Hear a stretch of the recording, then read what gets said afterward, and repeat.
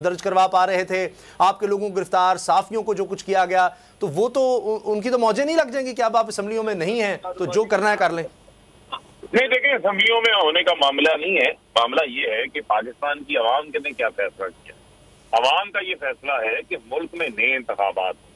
जब नए इंतखाबात की हम बात करते हैं तो फिर पूरे मुल्क के अंदर आम इंतखाबात की बात करते हैं। और हम पहले भी कौमी असेंबली से बाहर इस वजह से निकले थे कि हम इस करप्ट निजाम का हिस्सा नहीं बनना चाहते। वो असेंबली, इस असेंबली के अंदर छांगा मांगा की मंडियां लगा के उस असेंबली को गदला कर दिया गया और वहां पर जमीर फरोशों को, राजा रियाज जैसे लोगों को लाके बैठा दिया गया। तो उस निजाम का हम हिस्सा नहीं बन सकते। और ये जो सूबाई हुकूमतें भी हैं, ये हुकूमतें भी उन्हीं इंतखाबात के साथ ही जुड़ी हुई हैं जो कि जनरल इलेक्शन की सूरत में दोबारा कायम हो सकती हैं। तो हम क्यों सिस्टम का हिस्सा रहें कि एक जानिब हम इंतखाबात का भी मुतालबा करते रहे, दूसरी जानिब हमारी सूबाई हुकूमतें भी रहें। तो इस वजह से इमरान खान साहब ने आज एक बड़ा ऐलान किया है, बड़ा फैसला किया है कि मुल्क को जो है वो मजीद इस इम्पोर्टेड हुकूमत का बोझ नहीं उठा सकता, जहां आप 123% आपका डिफॉल्ट रिस्क पहुंच चुका हो, जहां पर ये अपनी जात के लिए कानून साजियां करके एनआरओ ले रहे हों, जरदारी हों, शहबाज शरीफ हों। लिहाजा अब इन असम्बलियों से बाहर निकलना चाहिए।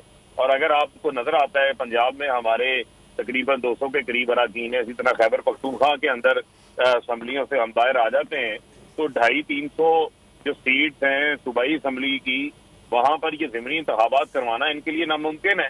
और यही वजह है कि हम असम्बलियों को तोड़ के, हुकूमतें खत्म करके ये चाहते हैं कि अब वंस फॉर ऑल नए इंतखाबात हो, मुल्क नए इंतखाबात की तरफ जाए, अवाम अपने लीडर्स का इंतखाब करे। और अवाम का मूड आपके सामने नजर आ रहा है।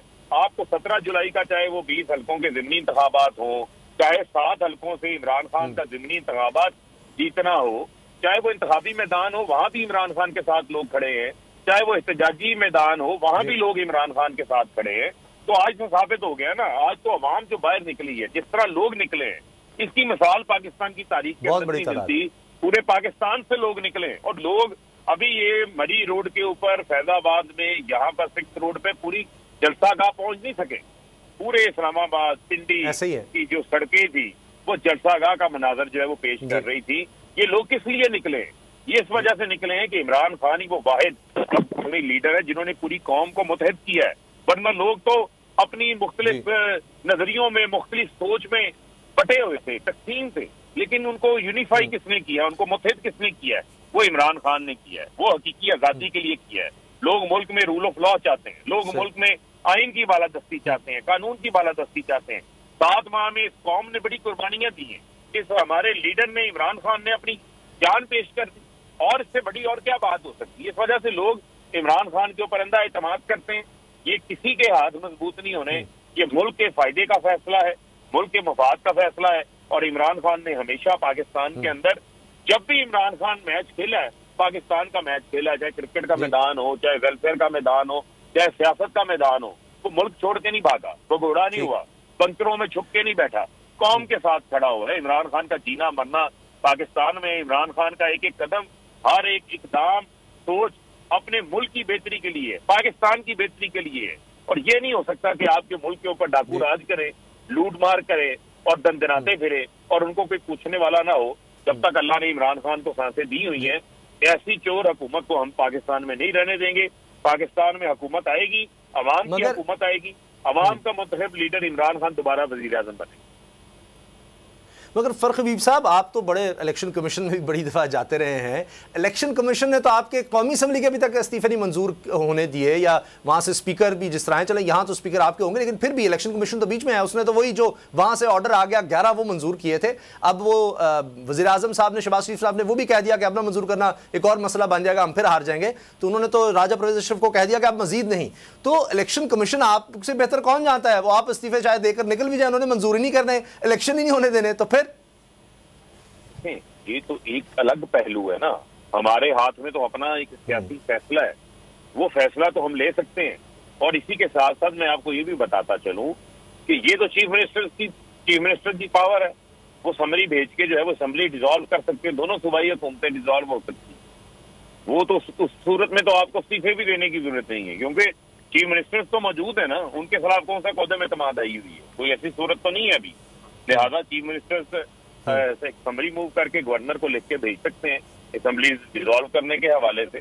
तो उसमें कोई आईनी तौर के ऊपर किसी किस्म की कोई कदगन या कोई रुकावट मौजूद नहीं है। लेकिन फिर मैं आपको ये कहना चाहता हूँ, जो इस्तीफों को रोकेगा, मंजूरी को रोकेगा, इसका मतलब ये है कि वो ये चाहते हैं कि ये जो लूला लंगड़ा निजाम है जो 7 माह में मुल्क की मैशियत को तबाह बर्बाद कर दिया, जो पीछे ले गया, ये चलता रहे।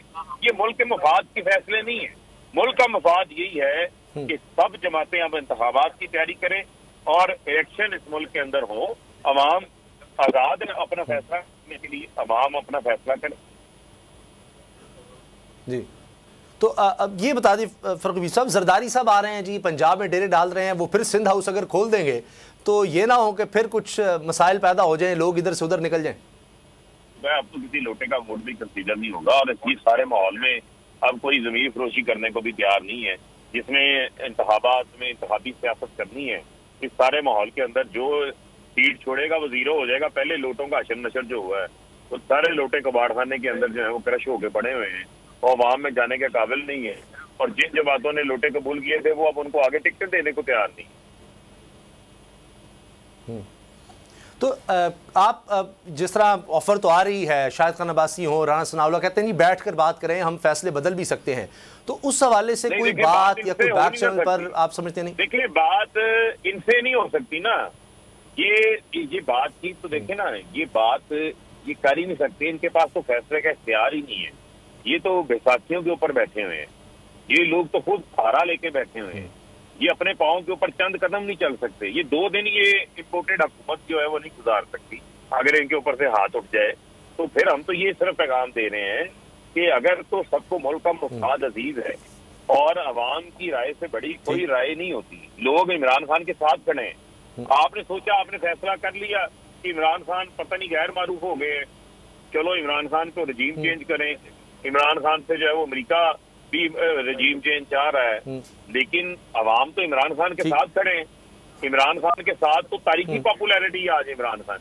इससे कबल जो शायद पॉपुलैरिटी थी वो आज इमरान खान की तारीखी पॉपुलैरिटी है और वो जगह जगह के ऊपर साबित हो चुकी है। वो तो नजर आ रहा है। मैं समझता हूँ सिर्फ आखिर में ये बता दें कि इमरान खान साहब ने कहा मैं पार्लिमानी पार्टी से मुशावरत करूंगा, सीएम से मुशावरत करूंगा, तो आपको क्या लगता है कितना इसमें वक्त लगेगा? जाहिर है कि इसका मतलब है सबको बीच में शामिल किया जाएगा फैसले में, और हो सकता है मेजॉरिटी जो इस वक्त मेंबर्स हैं वो कोई और मशवरा दें, तो इमरान खान साहब फिर उस तरफ भी देख सकते हैं, सोच सकते हैं, क्योंकि अभी तो इसका मतलब है उन्होंने फाइनल डिसीजन अभी नहीं लिया।